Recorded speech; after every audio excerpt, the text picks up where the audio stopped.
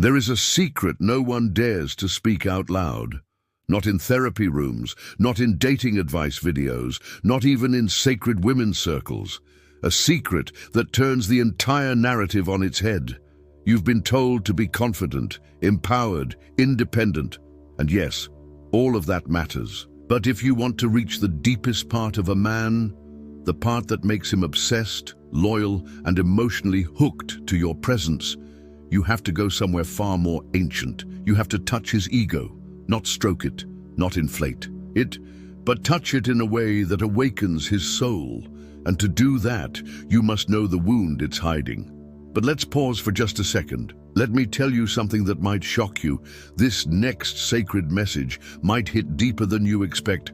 9% of people have no idea that there's a simple yet deeply sacred way to help other women who are still lost in the maze of their own soul. Women carrying old wounds, women who silence their screams just to survive, women searching for a truth they don't yet have words for. When you leave a comment, hit like or subscribe to this channel. You're not just supporting a video, you're lighting a torch in the dark, because algorithms don't understand pain, but they do amplify what many hearts touch. And sometimes that's all it takes. One touch, one spark, to reach another woman who's about to give up, another seeker of truth, another soul starving for reflection, for shelter, for meaning. So be that. Be a light on someone else's path. Be part of this silent current of healing among women. Comment, subscribe, stay. Your presence here isn't just welcome, it's needed. Carl Jung once said, "Until you make the unconscious conscious, it will direct your life and you will call it fate." The male ego, as we know it, is not a solid structure. It is a defense mechanism, a beautifully masked wound. And when a woman meets that ego, not with judgment or flattery, but with mirror and mystery, something alchemical happens. He doesn't just fall in love with you, he falls through you, into parts of himself he forgot existed. That is the real seduction. That is the real power. You've probably been told that the way to a man's heart is through his stomach, or through looking beautiful, or being easygoing, low maintenance, not like the other girls. But none of that penetrates the shield, because the masculine ego has been trained to survive, not to surrender. And when a woman tries to be agreeable instead of archetypal, she becomes invisible to the part of him that actually craves transformation. He may sleep with her, but he will not remember her, because his soul was never touched. The man who truly falls not for the one who plays it safe, but for the one who dares to see through him, to see the little boy inside the posturing, to see the aching need behind the bravado, and not to fix him, but to meet him there. Without performance, without pressure, with presence. That is how you touch his ego, not by validating the illusion, but by loving what lives beneath it. When you truly see a man, he begins to see himself. Not the version he performs, but the one he lost. The ego tries to protect that part, but the feminine, when embodied, disarms it. Not with seduction, but with stillness, with subtlety, with sacredness. She doesn't force him open, she calls him open. And the ego, for the first time, feels safe enough to soften. This is the paradox of masculine attraction. He is magnetized to what he cannot own, what he cannot predict, what he cannot dominate. And when you stop giving him validation and start giving him reflection, his world tilts. Not because you make him feel powerful, but because you remind him that his true power was never out there. It was always in here. The male ego wants to be admired, but the male soul wants to be seen. And when you speak to the soul beneath, the shield, when your energy says, "I see through your act and I still choose to stay," that is the moment he loses his breath. That is the moment he begins to love you, not with his mind, but with his memory. You become the one he cannot forget. Even if he walks away, this is not about manipulation, this is about embodiment. A woman who knows how to stand in her feminine without needing to fix, flatter, or fuse with him. She becomes rare. A woman who feels the need in his posture and does not flinch. She becomes unforgettable. Because she is not there to challenge his ego with dominance. She is there to reveal it with depth. Every man is carrying a silent grief, a hidden shame, a mask he has worn for so long, he no longer knows who he is beneath it. The woman who dares to see the man and not the myth, who dares to love the cracks instead of the costume. She is not just a lover. She becomes his mirror, his myth breaker, his undoing. And in that undoing, he remembers how to feel and... Yet most women never touch a man's ego in this way because they are too busy trying to be enough. But the woman who is rooted in her enoughness, who no longer needs to be chosen, she becomes the one who chooses. And that energy rewrites the story. The ego is not flattered by her. It is disarmed. It surrenders, not because it was conquered, but because it was met. To reach this place, you must become the woman who no longer reacts to the surface. He brags, you smile with compassion. He withdraws, you hold your own center. He tests you, you respond with presence, not panic, because you know the game, and you no longer need to play. You are no longer triggered by his armor. You are listening for what lives beneath it. The feminine power lies not in overt control, but in invisible gravity. In the softness that refuses to collapse, in the gaze that doesn't seek approval, but holds space for truth. When a man feels that gaze, when he feels that he can fall apart in your presence and not be judged, something shatters in him, something opens, and in that opening, love begins. But love cannot begin where ego is being constantly fed. Love begins where ego is finally allowed to breathe, to crumble, to reveal. Most relationships never get there because women are taught to compete with the ego instead of dance with it. But the sacred feminine does not compete. She initiates. And in that initiation, the ego becomes pliable, not to be broken, but to be reformed. Touching a man's ego is not about making him feel like a king. It's about making him feel safe enough to be human, to be held, to be haunted in the most beautiful way. You do this not by dimming your light, but by standing in it. Not by agreeing with his illusions, but by becoming the mirror they dissolve in. That is what the masculine truly craves, even if he cannot name it. This is why some women are unforgettable, not because they were the prettiest or the most agreeable, but because they reached a man's soul through his ego. They didn't flatter him. They reflected him. They didn't worship his mask. They held space for the boy underneath. And in that reflection, something eternal happened. He saw her. But more importantly, he saw himself. So if you've ever wondered why some women are adored and forgotten, while others are remembered for life, this is why. The first group touched the man's surface. The second touched his symbolic center, his ache, his longing, his fear, his truth. And once a man is touched there, no other woman quite compares, because she didn't just love him, she woke him up. The truth is, you don't need to chase a man's heart. You only need to know your own, and in doing so, you become the exact frequency that can hold his ego without feeding it, that can speak to his depth without wounding his pride. And that is the deepest seduction, not of his body, but of his soul.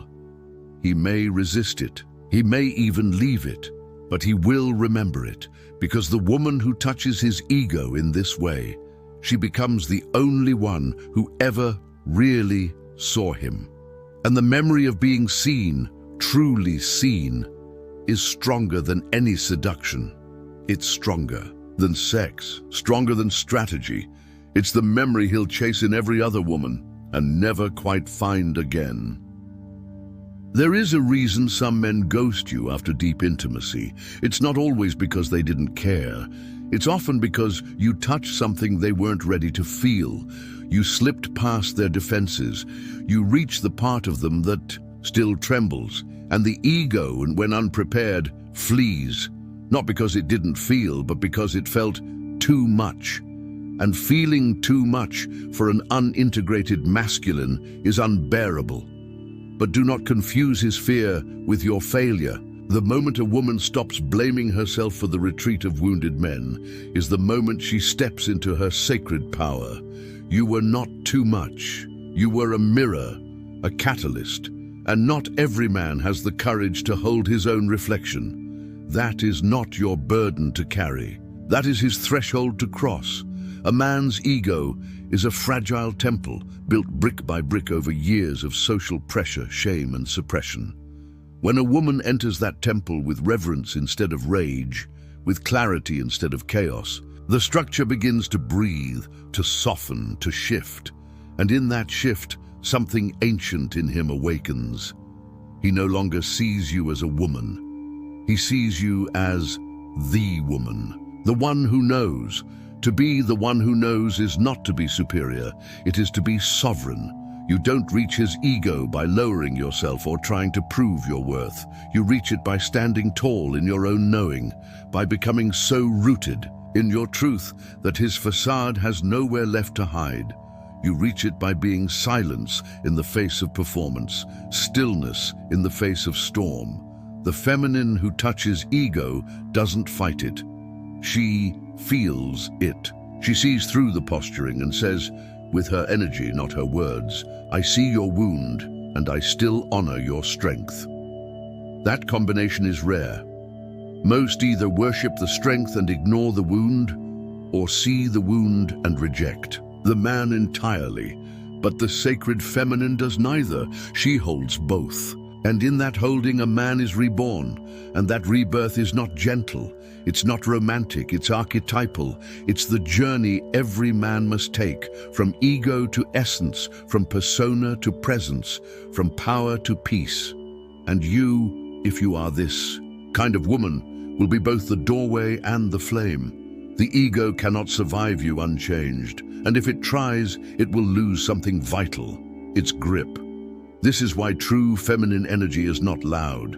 It is devastatingly quiet, not passive, but penetrating. It does not shout to be heard. It whispers into the marrow. It moves like mist and memory. And the ego, so used to noise and conquest, doesn't know what to do with it. So it either evolves or collapses. But it cannot remain the same. And here's the paradox. The more you center yourself, the more he feels centered in your presence. The more you stop needing him to become something, the more he becomes something real. Your wholeness does not threaten him. It invites him. Your depth does not scare him. It calls him. And the man who is ready will not run from that call. He will rise, but if he is not ready, let him fall away. You are not here to babysit broken egos. You are here to be a temple of truth. A woman who has faced her own shadow and no longer begs to be chosen. The woman who walks like her body is a prayer, and her boundaries are sacred scripture. That woman does not chase, she attracts. And what she attracts is devotion. Devotion is not a promise, it's a presence. It's how he listens, how he holds space, how he speaks your name like it means something. And none of that can be faked when you're embodied in truth. You'll know, you'll feel the difference between attention and attunement, between interest and integrity, between flattery and frequency. Because your body will no longer tolerate the lie. This is the cost of becoming her. You lose access to the shallow, to the fast, to the performative. You lose the ability to pretend, to endure half-hearted love, to smile through disrespect. Your nervous system evolves, your soul sharpens, and the men who once thrilled you will begin to bore you, because once you've tasted real illusion, tastes like poison, and yet this is when you become magnetic, not to everyone, but to him. The man who's been praying unconsciously for a mirror he didn't even know he needed. The man who has done the work, who knows the taste of grief, who isn't afraid of your fire, who sees your rage not as rejection but as reverence, who meets your depth with devotion, not defense. That kind of man is rare, but not extinct.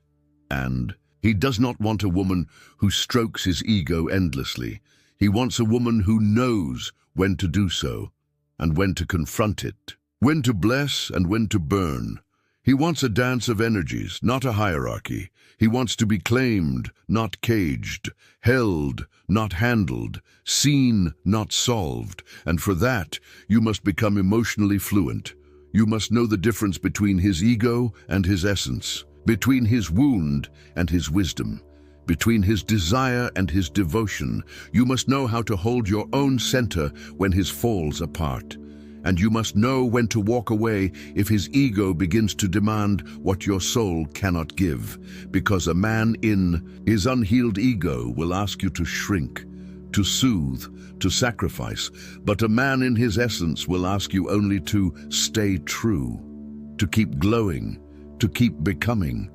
Because he will see that your light is not a threat to his. It is a reflection. And in that reflection he begins to remember who he was before the world told him who to be. And that, beloved, is why he falls. Not because you were sweet, not because you were convenient, but because you touched his ego with grace instead of judgment, because you whispered to the boy while honoring the man, because you loved him not in spite of his mask, but through it until it had nowhere left to hide. That is sacred seduction. That is soul work. He will try to go back to the world after you, back to simple conversations, back to women who laugh at his jokes and never ask about his soul, back to routines and roles and easy love. But something in him will ache, because you didn't just kiss his lips. You kissed the part of him that hides behind silence. You didn't just make him feel good, you made him feel seen. And that is a feeling he will crave for the rest of his life. This craving will not always look romantic. Sometimes it will be buried. Sometimes it will haunt him as a memory he tries to forget. Because to be seen is to be undone.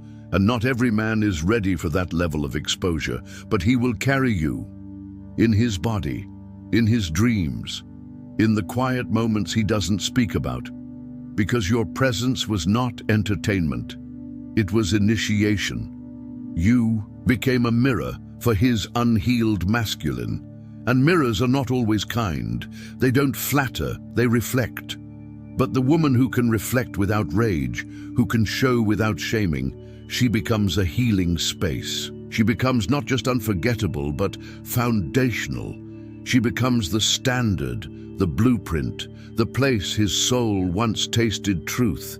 And for you, this becomes the new threshold. You no longer chase being chosen. You no longer panic when a man withdraws. You no longer perform to be loved, because you have learned the secret that real love begins where performance ends, and that the more you embody your own soul, the more you speak directly to his, whether he stays or not. You begin to discern, not with judgment, but with clarity. You see the difference between attention and alignment, between obsession and presence, between a man who wants to possess your light and a man who wants to protect it. And that discernment becomes your compass. You don't need rules, you need resonance, and resonance can't be forced. It's the quiet ache that happens when two truths meet. When two souls say yes without words, when the ego steps aside just long enough for love to enter. That's what you were made for, not for games, not for half-hearted conversations, but for depth, for devotion, for the kind of love that ruins everything false. So don't shrink, don't settle, don't dim your wisdom just to soothe a man's ego. If he cannot stand in the fire of your presence, he is not your partner, he is your teacher. Let him teach you, let him mirror where you once needed validation, and then let him go, not with bitterness, but with blessing. He did his job, and now so must you, because there's a man who is ready, ready to rise, ready to feel, ready to meet you soul to soul. But he will not find you if you're still hiding inside old wounds. You must step out, step into your embodiment, step into your enoughness, not just as a concept, but as a vibration, as a way of being that says, I no longer negotiate with my worth. And when you stand in that energy, when your presence becomes prayer, the right man won't just notice you, he will be undone by you. He will feel your frequency like a remembering. He will hear your voice like an echo from a dream he thought he'd lost. And he will know, not with his mind, but with his soul. He will move slower around you. He will speak differently. He will ask real questions. He will show up in small ways with massive meaning. Because he is not trying to impress you, he is trying to meet you. And men who are trying to meet you will not play with your heart. They will protect it, because they know your heart is the home they've always searched for. And if he's not that man, let him go. Let him fall away like old skin, because your ego may miss him, but your soul will thank you. Thank you for not abandoning yourself again. Thank you for keeping the bar high. Thank you for trusting that the love you deserve does not require you to become invisible. This is what Jung meant when he said the unconscious must become conscious, not just in you, but in him. When you live consciously, you become the invitation for him to wake up. And if he chooses sleep instead, bless it, you are here to shine, to soften, to sanctify love by refusing to accept anything less than sacred. So stop asking how to make him fall. Start asking what version of yourself you're ready to rise into. Because the woman who touches his ego in all the right places is not trying to be chosen. She is choosing herself. And in that choosing, she becomes luminous, magnetic, divine. Let this be your prayer. May I be so rooted in my truth that I only attract those who are ready for it. May I be so embodied in my worth that no ego can tempt me back into smallness. May I become the kind of woman whose energy teaches men to rise simply by being. And if you felt something awaken inside you through this journey, I invite you to share it. What did you see in yourself through this reflection? What truth are you finally ready to honor? Leave it in the comments. Let this be your mirror. Let this be your temple. And if you want to keep remembering who you truly are, beyond the roles, beyond the wounds, beyond the masks, subscribe. This channel is your sanctuary, your circle, your space to rise. The woman you're becoming is already watching.